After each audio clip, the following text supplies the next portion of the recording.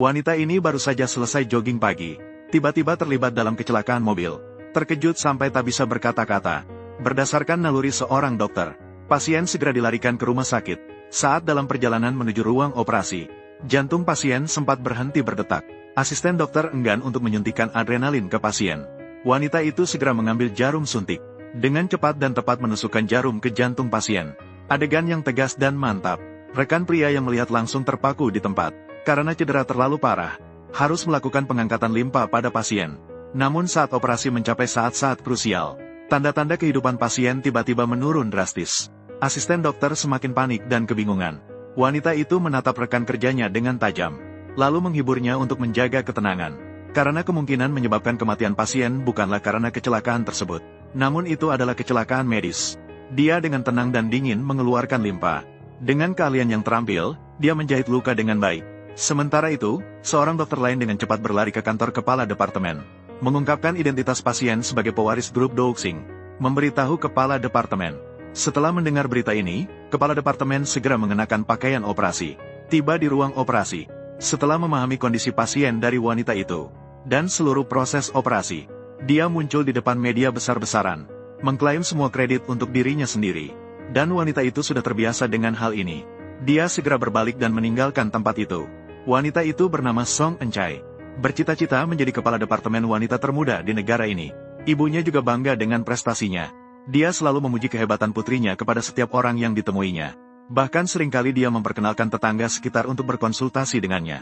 Hal ini juga membuatnya sangat pusing. Mengeluh bahwa ibu selalu merepotkan dirinya. "Eun-chae, apakah kamu hanya akan berhenti setelah aku mati? Jangan sembarangan, bagaimana bisa menyebutkan kata mati di depan orang tua? Ini adalah terakhir kalinya. Jika ada orang datang mencariku lagi, kamu jangan harap bisa melihatku seumur hidupmu. Mengerti? Mengerti? Mengerti." Namun keesokan harinya, ibu dinyatakan memiliki masalah jantung saat diperiksa. Dokter meminta ibu untuk melakukan pemeriksaan jantung yang lebih detail di rumah sakit besar. Namun ibu tidak ingin merepotkan anak perempuannya lagi. Akhirnya, atas desakan adik perempuannya, ditambah dengan rasa cemasnya sendiri terhadap putrinya, maka membawa kimchi kesukaan Eun-chae datang ke rumah sakit dari jauh. Namun Eun-chae mengira kali ini ibunya membawa orang untuk berobat. Sebelum ibu menjelaskan maksudnya, dia langsung menutup telepon dengan tergesa-gesa. Ibu ingin mendekati untuk peduli pada putrinya. Namun ia menemukan putrinya sedang mengunyah roti kering karena melewatkan waktu makan. Hal ini membuatnya sangat sedih. Maka dia hanya bisa pergi diam-diam tanpa mengganggu. Siapa sangka keesokan harinya, Eun-chae menerima telepon dari bibinya. "En, ada apa? Bagaimana ini? Ibumu akan meninggal. En, ibumu tidak bisa bernapas sekarang. En, bagaimana ini, En?" Maka dia segera menemui pria kaya yang pernah diselamatkannya, meminjam helikopter, dengan perasaan gelisah, menuju pulau tempat ibunya tinggal. Ketika dia tiba, ibu sudah kehilangan tanda-tanda kehidupan. Dia langsung mendorong dokter di sampingnya, berusaha sekuat tenaga untuk menyelamatkan ibunya. Dokter memberitahunya bahwa pasien sudah meninggal.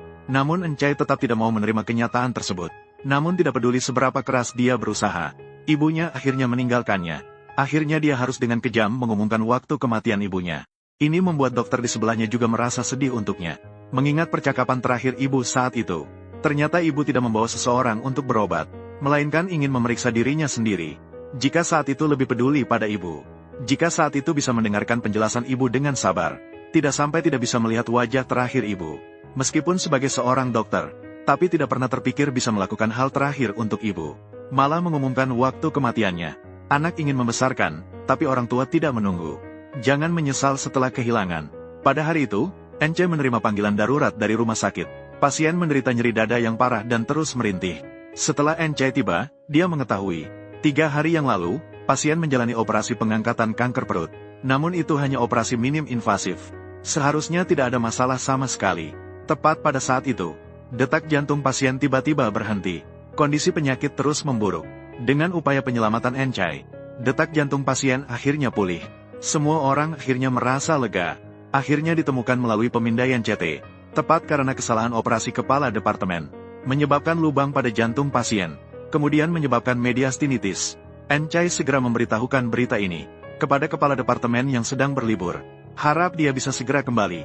Tetapi kepala departemen marah dan menyalahkan Eun-chae atas keraguan pada kemampuan medisnya sendiri. Melihat pasien dalam kondisi kritis, tetapi kepala departemen tidak pernah muncul. Ketika Encai bersiap untuk operasi pasien, kepala departemen baru datang dengan santai. Saat itu, keluarga yang menunggu di luar juga sangat gelisah.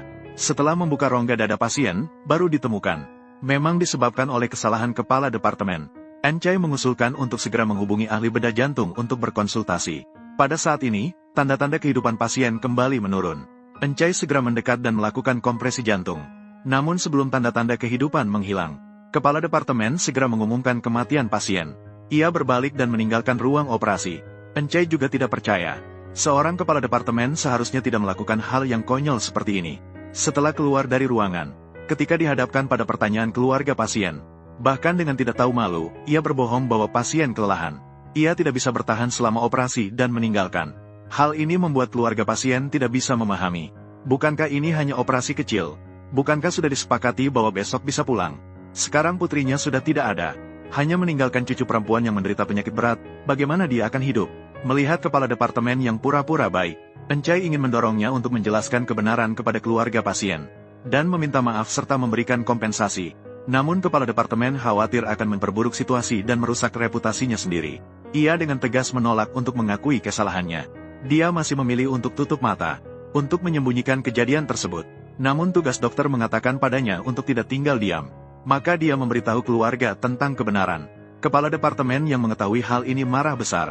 Dia langsung menamparkan Encai, dan memerintahkan dia untuk segera mengemas barangnya dan meninggalkan rumah sakit. Dengan terpaksa, dia hanya bisa memilih untuk bekerja di kapal medis dengan fasilitas yang kurang memadai. Pada hari itu, seorang tua di pulau itu memeluk cucunya yang tak sadarkan diri, untuk meminta pertolongan di kapal medis. Setelah diperiksa oleh dokter, ternyata dia mengidap apendisitis akut. Harus segera dioperasi. Namun karena angin kencang di pulau, helikopter tidak bisa mendarat di kapal. Sementara fasilitas di kapal terlalu sederhana, tidak mungkin untuk melakukan operasi. Kakek yang putus asa memohon agar mereka menyelamatkan cucunya. Namun dokter yang ada di sana juga tidak bisa berbuat apa-apa. Saat semua orang merasa putus asa, suara yang akrab terdengar. Tidak ada operasi yang bisa dilakukan. Saat dia mendekati untuk mendiagnosis anak laki-laki kecil, namun dihentikan oleh dokter di sampingnya, dan menanyakan identitasnya. Setelah mengetahui bahwa dia adalah dokter bedah baru, Song Encai, kapten segera membawanya ke ruang operasi. Tapi di dalamnya tidak ada apa-apa selain debu. Lampu operasi juga rusak. Operasi memerlukan anestesi. Tidak ada obat bius. Setidaknya harus ada tempat sterilisasi. Ketika mengetahui bahwa ruang gigi bisa digunakan, Encai segera memeluk anak laki-laki kecil, membawanya ke ruang gigi, lalu memerintahkan perawat untuk menyiapkan operasi. Dokter pria berpikir menggunakan alat gigi untuk operasi perut. Itu benar-benar seperti mainan anak. Dia langsung menarik Encai keluar dari ruang gigi, menunggu kedatangan helikopter. Tetapi jika operasi tidak dilakukan segera sekarang, helikopter butuh 3 jam perjalanan pulang pergi. Jika kondisinya memburuk di tengah jalan, nyawa anak laki-laki itu akan terancam. Saat keduanya dalam kebuntuan, perawat datang dan memberitahu mereka, tekanan darah dan denyut nadi anak laki-laki tiba-tiba turun. Kakek juga terkejut dan terkulai lemas di tanah. Kondisi saat ini membutuhkan operasi segera. Di tengah kepanikan, perawat tidak sengaja menghancurkan satu-satunya botol obat bius. Akhirnya berhasil menemukan satu botol lagi dengan susah payah. Namun hanya ada 5 ml. Hanya bisa bertahan maksimal setengah jam. Encai dengan keahlian medis yang luar biasa. Operasi pun dimulai. Bersamaan dengan berlalunya waktu detik demi detik, semua orang menunggu dengan cemas hasil operasi. Ini adalah operasi pertama di kapal medis ini. Setelah usus buntu diangkat, anak laki-laki kecil akhirnya terbebas dari bahaya. Setelah mengetahui operasi berhasil, semua orang di ruangan itu sangat excited. Kapten juga senang dengan kedatangan Encai. Namun saat malam tiba, Encai kemudian mengajukan pengunduran diri kepada kapten. Kapten tidak mengerti, mengapa tiba-tiba ingin pergi padahal semuanya baik-baik saja. Encai mengatakan kondisi medis di kapal terlalu buruk. Menetap di sini hanya akan menghalangi upaya saya dalam menyembuhkan dan menyelamatkan orang. Bagi orang berbakat seperti Encai, bagaimana mungkin kapten tidak menghargai? Jika tidak ada kondisi, kita akan menciptakannya. Seperti operasi apendisitis seperti hari ini. Di darat, itu hanya operasi kecil. Tetapi di kapal, itu telah merenggut banyak nyawa. Dibandingkan dengan rumah sakit besar, di sini, keberadaanmu sangat dibutuhkan. Kata-kata kapten juga menyentuh titik paling rapuh di hatinya. Jika ibu bisa mendapatkan perawatan yang baik saat itu, dia tidak akan kehilangan kesempatan untuk bertemu terakhir kalinya. Maka dia memutuskan untuk tinggal. Keesokan harinya mereka bersiap-siap untuk melakukan kunjungan medis di pulau.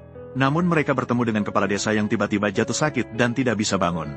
Encai segera melakukan intubasi untuk penyelamatan. Pada saat itu, dokter di sampingnya melihat perut kepala desa membengkak. Jelas merupakan gejala aneurisma aorta. Setelah diperiksa kembali, ditemukan tekanan darah terus menurun, menunjukkan bahwa aneurisma telah pecah. Perlu segera melakukan operasi perut untuk menghentikan pendarahan. Setelah melakukan desinfeksi sederhana, Encai segera melakukan operasi pada pasien. Hasilnya, begitu perut terbuka, Encai segera menutup luka pendarahan dengan tangannya. Untungnya, pesawat penyelamat juga tiba tepat waktu.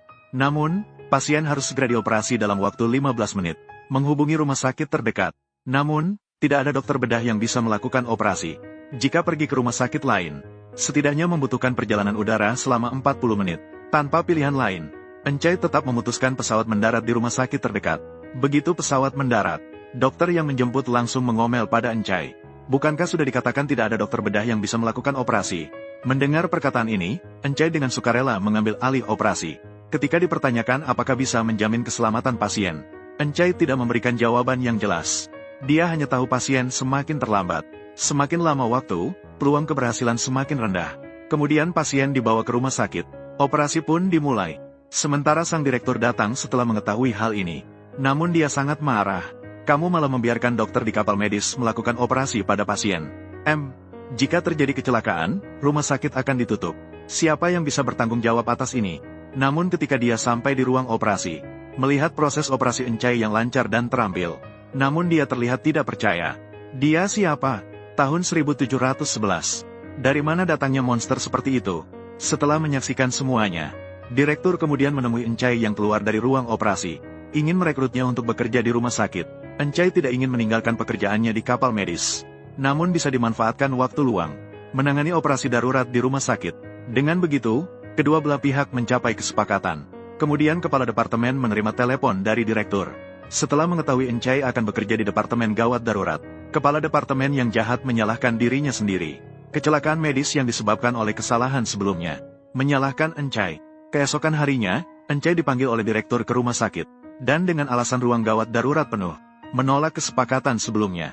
Meskipun Encai tidak peduli, namun kekurangan personel tidak mungkin tiba-tiba terpenuhi. Dia ingin tahu alasan sebenarnya. Apakah kamu tidak tahu apa yang salah dengan dirimu sendiri? Orang yang terlibat dalam kecelakaan medis masih berani. Encai tidak membela dirinya sendiri, melainkan diam-diam menerima semua fitnah terhadap dirinya. Kemudian, kejadian kecelakaan medis yang melibatkan Encai menjadi perbincangan umum di kapal. Rekan kerja melihat kehadirannya juga tidak bisa dihindari. Kapten marah mencarinya dengan marah, meminta dia untuk segera pergi setelah kapal berlabuh. Encai juga bingung tentang ini, tetapi dia tetap tidak memberikan penjelasan apapun. Memilih untuk menanggung semuanya sendiri. Siapa yang tahu malam itu, kapal medis tiba-tiba terkena ombak. Pria itu karena menyelamatkan persediaan medis. Hasilnya, setelah Encai tiba, menemukan lengan pria yang terluka sudah tidak ada denyut nadi. Awak kapal di samping memohon kepada Encai. Bagaimanapun juga, harus menyelamatkan lengan pria itu. Encai tanpa ragu menuangkan botol air penghilang ke tangan pria itu. Kemudian dia membersihkan kapak di tangan dengan air penghilang. Tidak menunggu orang lain bereaksi, dia langsung menekan tangan pria itu.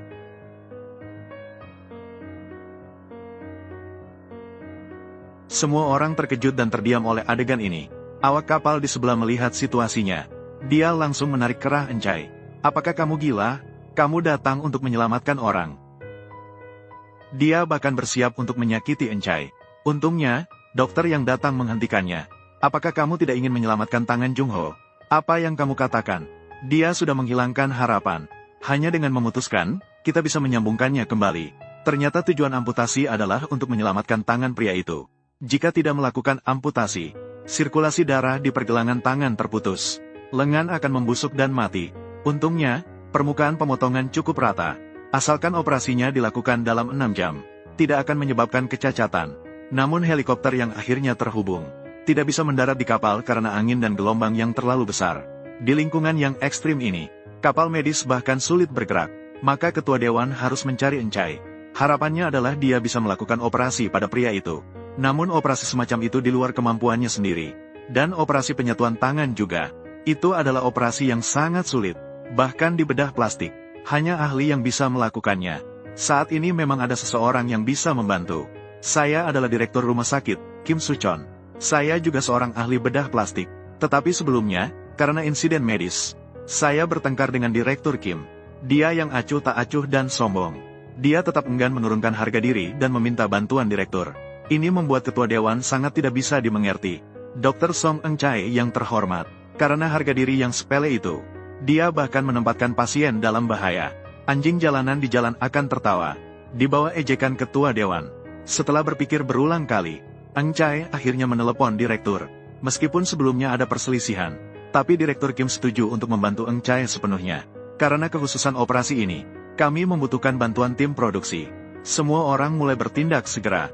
Di bawah bimbingan jarak jauh dari Direktur Kim, operasi langsung daring yang belum pernah terjadi sebelumnya pun dimulai. Seluruh proses operasi menarik perhatian jutaan pengguna internet. Topiknya langsung masuk ke daftar trending. Saat itu, kepala Ko juga diam-diam memperhatikan semua ini. Dia merasa bahwa operasi lintas disiplin yang sulit seperti ini oleh Eng Chae, hanya untuk mencari sensasi dan perhatian, tidak mungkin berhasil sama sekali. Sementara semua orang di kapal menunggu hasil operasi, kejadian tak terduga pun terjadi. Karena pembuluh darah pasien terlalu pendek, tidak bisa terhubung sama sekali. Saat itu, direktur mengingatkan, bisa dilakukan transplantasi dari vena di sebelah. Akhirnya, atas petunjuk direktur, ditambah lagi dengan keahlian medis tinggi Eng Chae, bersamaan dengan waktu yang hampir habis, jari pria itu akhirnya mulai merasakan kembali. Semua orang di sana sangat gembira dengan keberhasilan operasi. Direktur juga terkesan dengan keahlian medis Eng Chae yang luar biasa.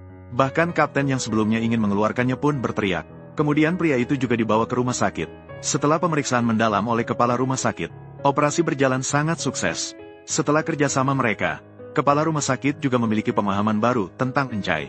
Tidak peduli apa yang telah dia lakukan sebelumnya, dia tetap diundang dengan tulus untuk bekerja di rumah sakit. Media bahkan sudah menunggu di depan rumah sakit sejak pagi, menunggu untuk mewawancarai wanita luar biasa ini.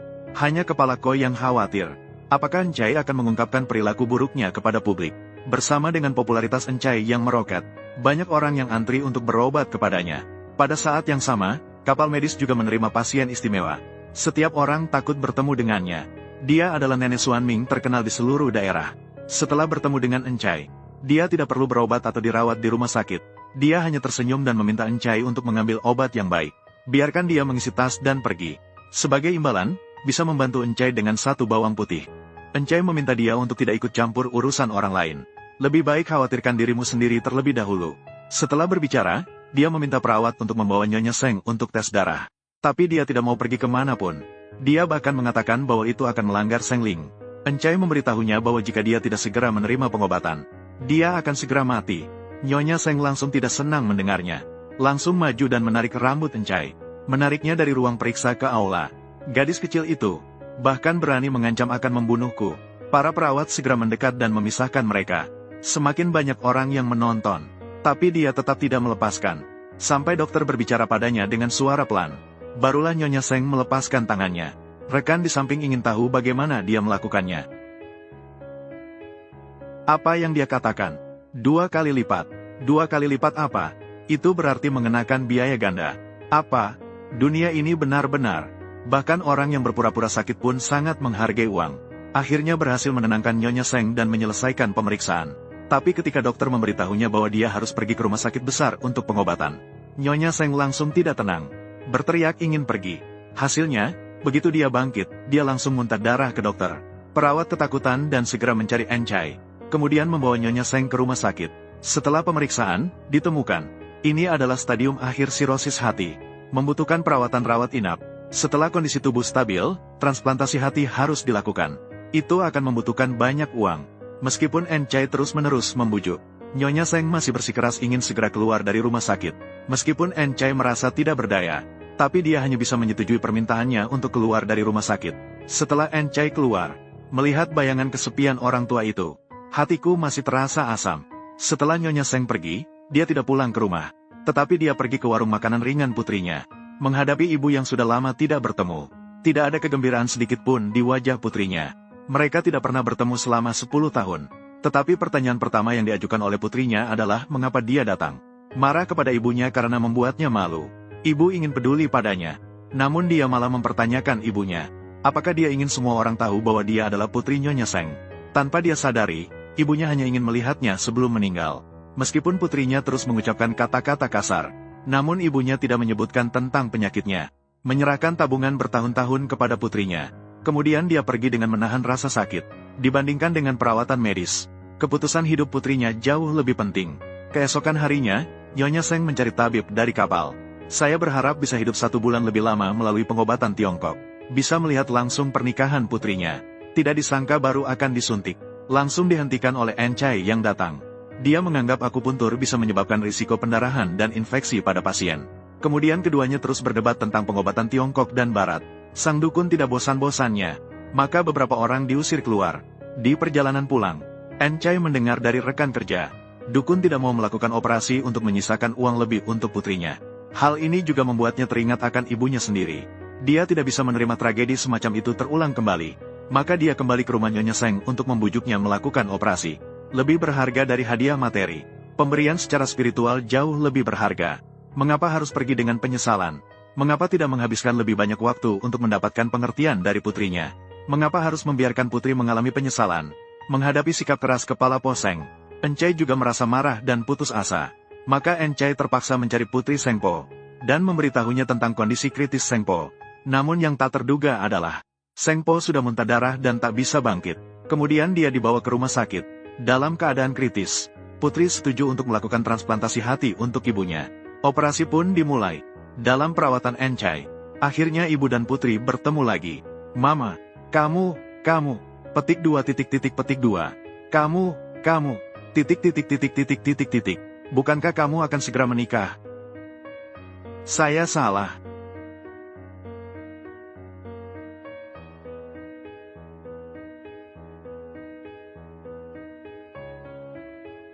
Ma, aku salah.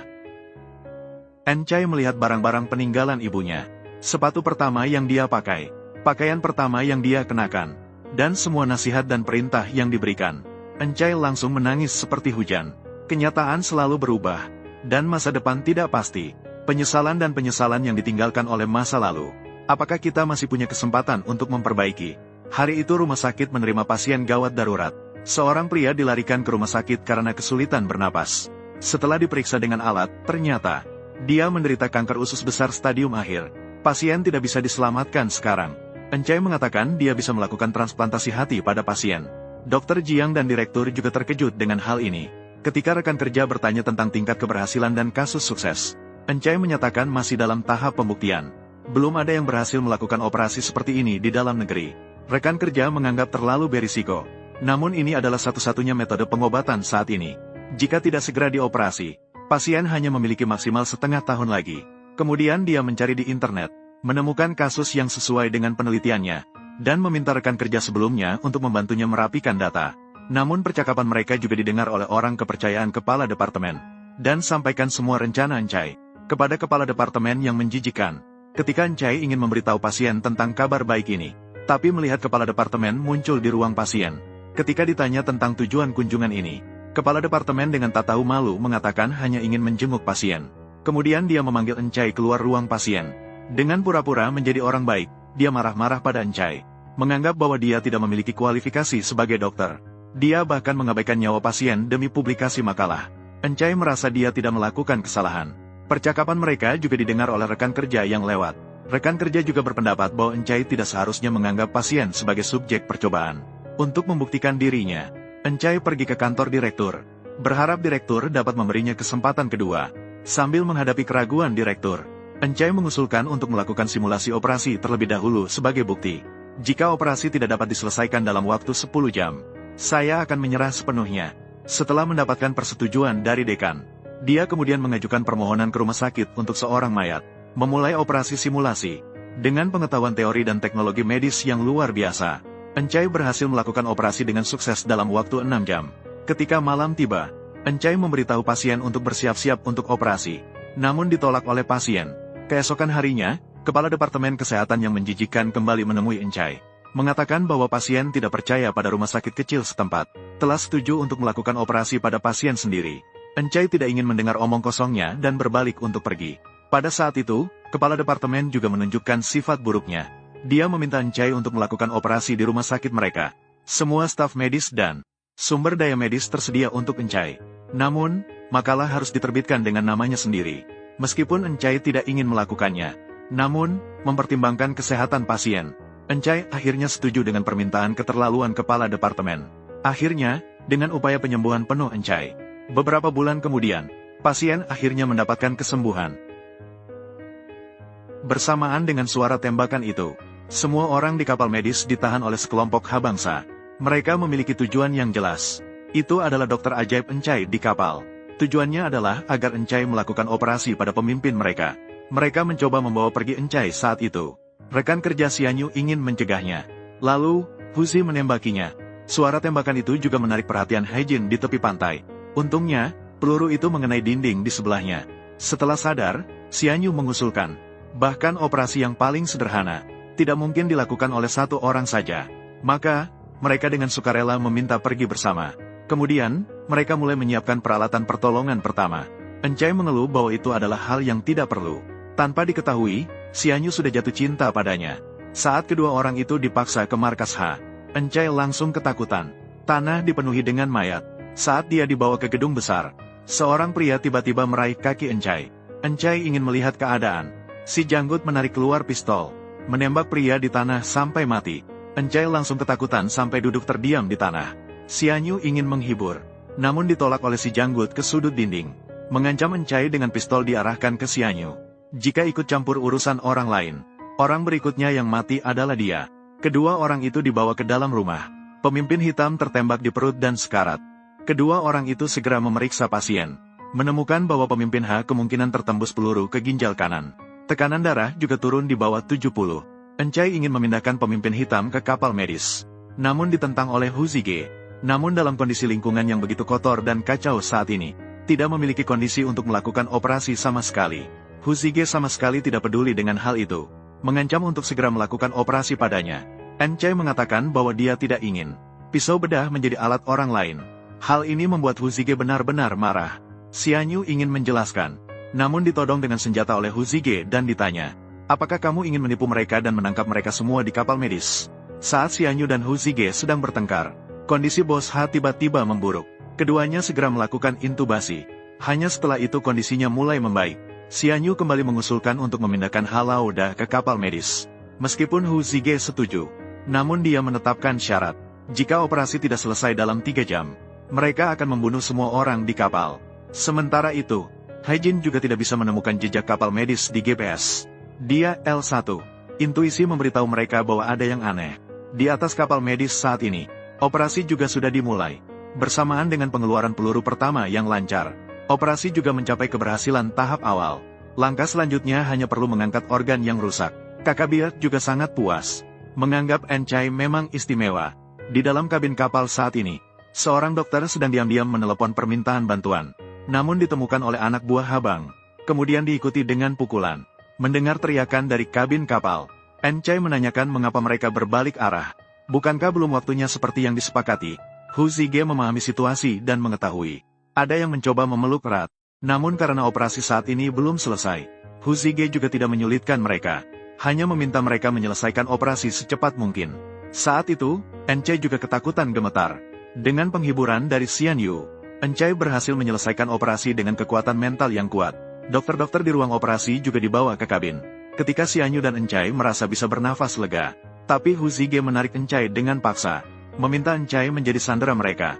Xianyu menawarkan dirinya sebagai sandera untuk menukar dengan Encai. Namun, Huzige menendangnya dengan kasar. Banyak omong. Apakah kamu pikir yang aku pegang ini mainan? Dalam situasi yang kritis, Encai akhirnya setuju dengan permintaan Huzige. Pada saat itu, Huzige mendapat kabar bahwa kapal medis dikelilingi oleh Haijin. Dalam kepanikan, dia segera melihat ke samping. Namun, Xianyu mendorongnya keluar dari ruang operasi, langsung menutup pintu operasi. Namun, ini membuat Huzige benar-benar marah.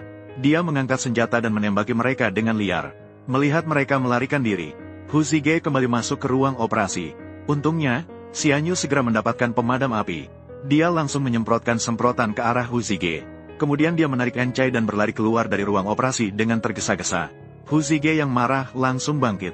Dia mengangkat pistol di tangannya. Melihat wanita yang dicintainya dalam bahaya, Xianyu menariknya ke belakang dengan cepat. Namun sayangnya dia sendiri tertembak. Untungnya, polisi laut datang tepat waktu dan menangkap penjahat. Dia juga perlahan-lahan jatuh ke pelukan Enchai.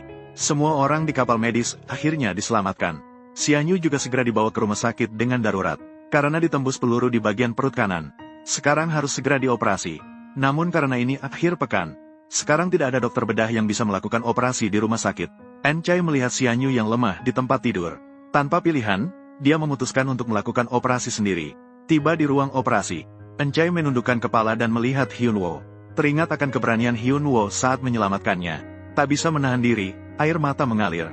Seiring dimulainya operasi, rekan-rekan di luar ruang operasi juga terkesan oleh ketenangan dan keberanian Enchai.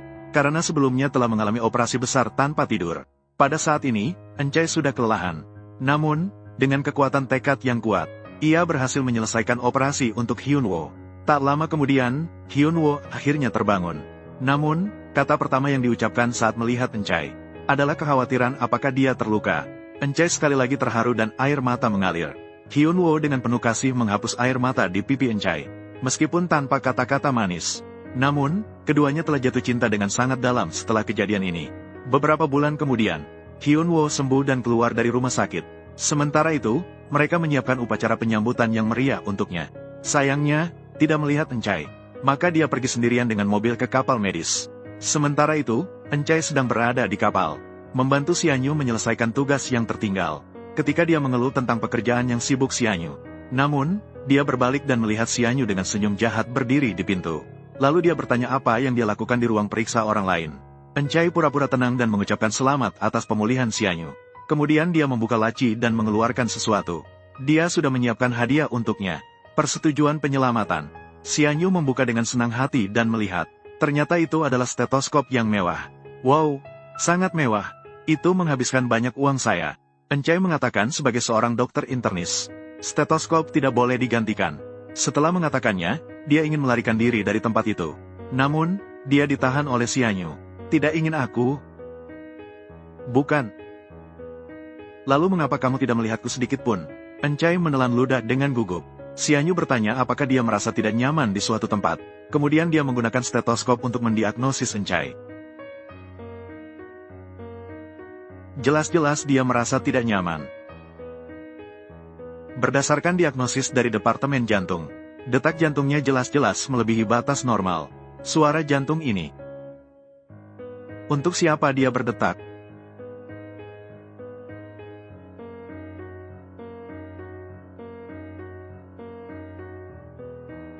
Mari kita bersama. Hubungan manis mereka pun dimulai. Keesokan harinya, Enchai pergi bekerja seperti biasa ke rumah sakit. Ayah yang sedang sekarat tiba-tiba muncul di depan mataku. Namun, dokter mendiagnosis ayahnya menderita kanker saluran empedu. Adiknya bingung bertanya kepada Enchai apa yang harus dilakukan.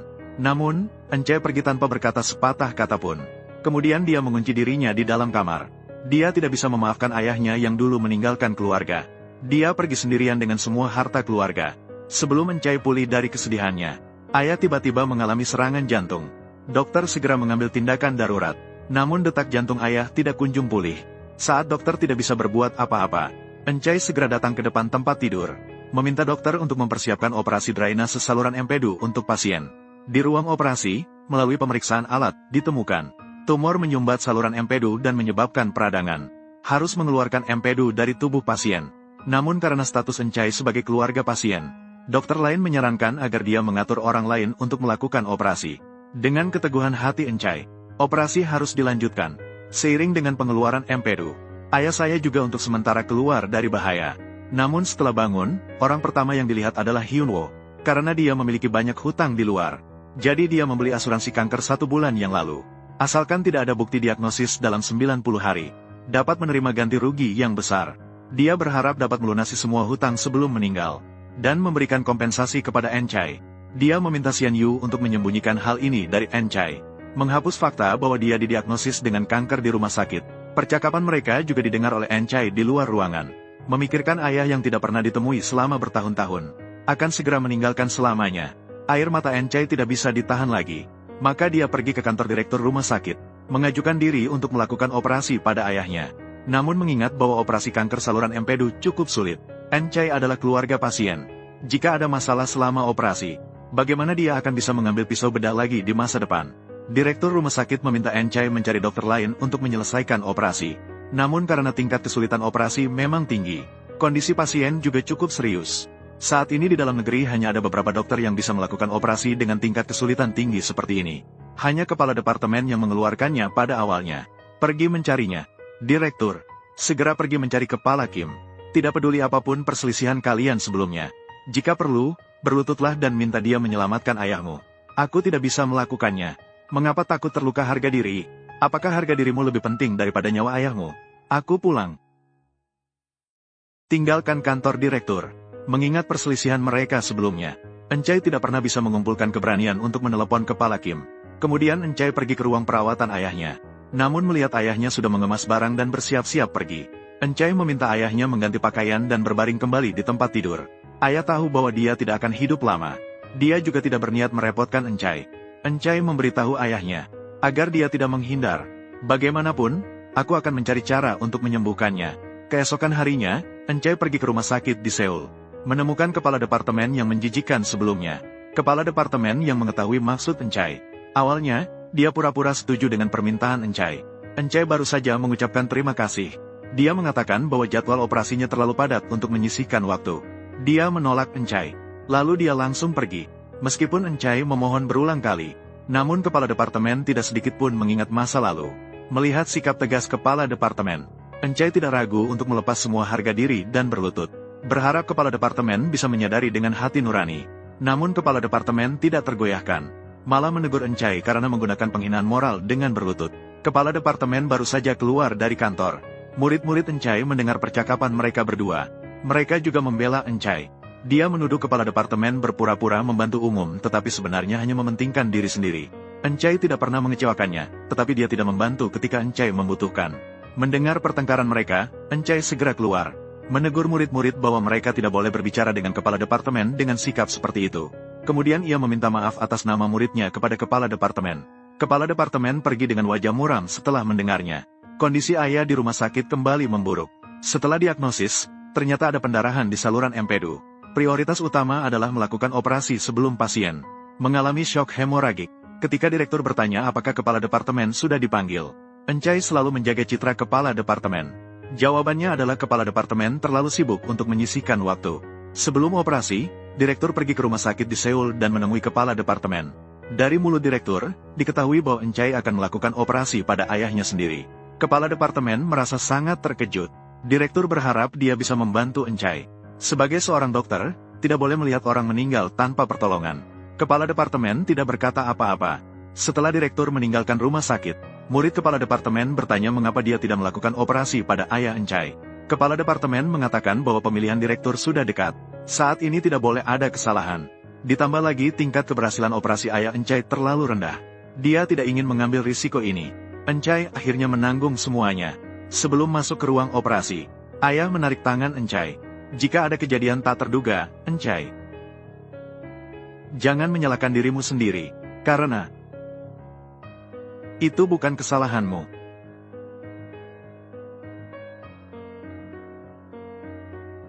Apakah kamu mengerti? Setelah mendengar kata-kata ayah, Encai berdiri sedih di tempat tanpa bisa bergerak lama. Pada saat itu tidak bisa menyelamatkan ibu tepat waktu. Kali ini tidak boleh kehilangan ayah. Tapi dia baru saja masuk ke ruang operasi. Kim Jae-hwan masuk, Song Encai langsung keluar. Profesor, tidak mendengar saya berbicara. Encai melihat persiapan operasi. Kepala departemen tidak bisa menahan air mata. Setelah membungkuk dalam-dalam kepada kepala departemen untuk mengungkapkan terima kasih. Kemudian meninggalkan ruang operasi. Kemudian operasi dimulai secara resmi. Semua orang berusaha sekuat tenaga untuk menyelamatkan nyawa pasien. Seiring berjalannya waktu, terlihat operasi akan berhasil. Namun, tak disangka terjadi kejadian tak terduga di saat-saat krusial. Pasien mengalami pendarahan hebat, namun tidak dapat menemukan sumber pendarahan. Tekanan darah terus menurun. Encai yang tidak mengerti situasi masih berada di luar ruang operasi. Dengan cemas menunggu hasil operasi. Akhirnya pintu ruang operasi terbuka.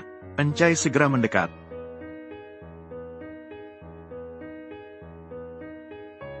Operasi sangat sukses. Hati Encai yang gelisah akhirnya tenang.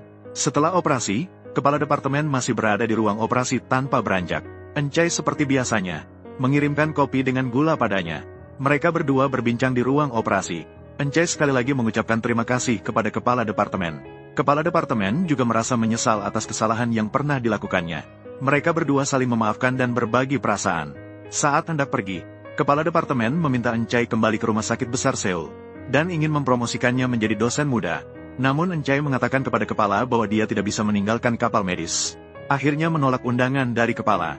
Pada hari itu, kapal medis menerima panggilan darurat. Seorang penumpang tidak sengaja tergelincir dan jatuh dari gunung. Sekarang dia sudah kehilangan kesadaran. Tim medis segera pergi dengan mobil untuk memeriksanya. Namun ketika Encai keluar dari mobil, kakinya tiba-tiba terasa menusuk. Menghadapi perhatian dari rekan kerja, namun dia tidak menghiraukan rasa sakitnya, karena dia tidak ingin menghambat penyelamatan pasien. Setelah diperiksa, ternyata, pasien mengalami benturan parah pada kaki saat jatuh, menyebabkan pembekuan darah di otot, harus segera dioperasi di kapal medis. Setelah operasi pasien, Encai masih merasa tidak nyaman pada kakinya. Pacarnya, Hyunwoo, melihatnya, bertanya dengan penuh perhatian tentang kondisi Encai. Namun dia memberitahu pacarnya bahwa hanya terkilir saat keluar dari mobil. Akhirnya atas permintaan pacarnya, Encai menemui ketua dewan di kapal medis dan melakukan CT scan. Namun setelah hasilnya keluar, ketua dewan melihat gambar CT di komputer. Salah mengira bahwa ada kotoran di layar komputer, maka menggosok dengan keras menggunakan tangan. Namun tidak dapat menghapusnya dengan cara apapun. Pada saat itu, Encai baru saja membuka pintu untuk bertanya kepada ketua dewan tentang hasil CT. Ketika mengetahui menderita kanker sumsum tulang, Encai sendiri tidak bisa mempercayainya. Ketua dewan menyarankan dia untuk pergi ke rumah sakit untuk pemeriksaan jaringan terlebih dahulu. Encai tidak ingin membuat orang-orang di sekitarnya khawatir, maka meminta ketua dewan untuk merahasiakan penyakitnya. Kemudian pergi ke rumah sakit tempat dia bekerja paruh waktu, mengiris kulit bagian kaki dengan pisau bedah. Kemudian mengambil jarum suntik, tarik napas dalam-dalam, menusukkan jarum suntik ke tulang kaki. Meskipun sudah berkeringat banyak, dia masih tetap menahan rasa sakit fisik dan emosional dengan gigih. Mengambil sampel sumsum tulang di kaki, kemudian mencari rekan kerja di rumah sakit, dengan cara anonim, meminta rekan kerja untuk menganalisis sampelnya. Namun seringkali tidak sesuai harapan. Encai yang didiagnosis menderita kanker sumsum tulang, hanya bisa bersembunyi diam-diam di sudut, melihat telepon dari pacarnya. Dia juga tidak tahu bagaimana menghadapinya. Setelah memikirkannya semalaman, dia memutuskan untuk menghadapi semuanya sendirian ke depan. Maka dia berangkat ke luar negeri untuk belajar, meninggalkan surat untuk pacarnya. Akhirnya memilih pergi tanpa pamit. Suatu hari sebulan kemudian, Hyunwoo pergi ke kantor ketua untuk membantu mencari CT scan untuk orang lain. Tanpa sengaja menemukan kasus Encai. Saat itu ketua baru saja masuk.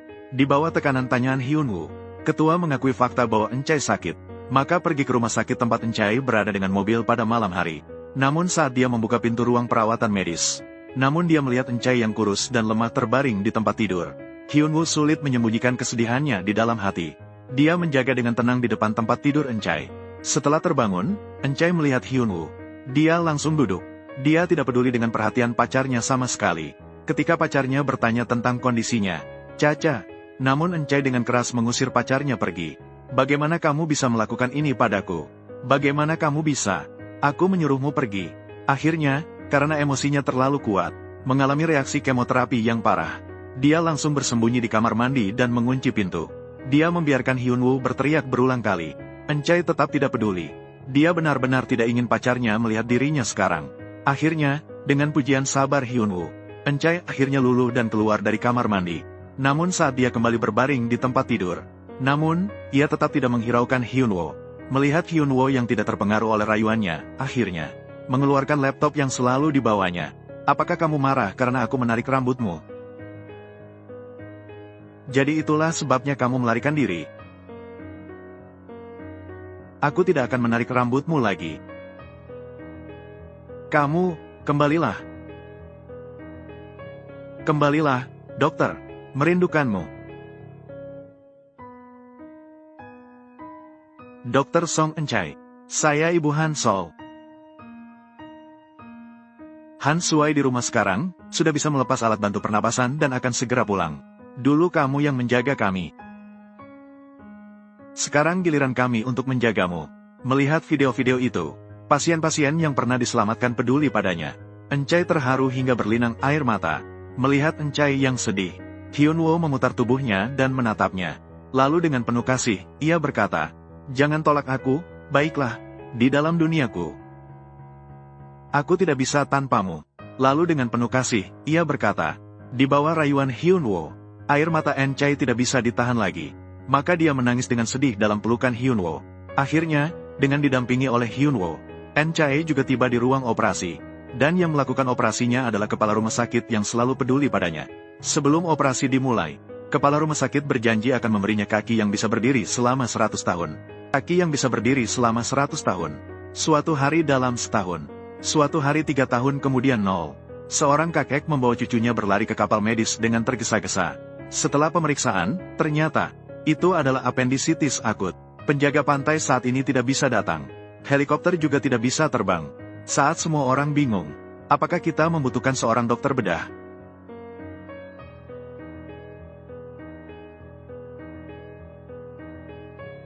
Saya akan mulai hari ini bekerja di kapal medis, Dr. Song En Chai.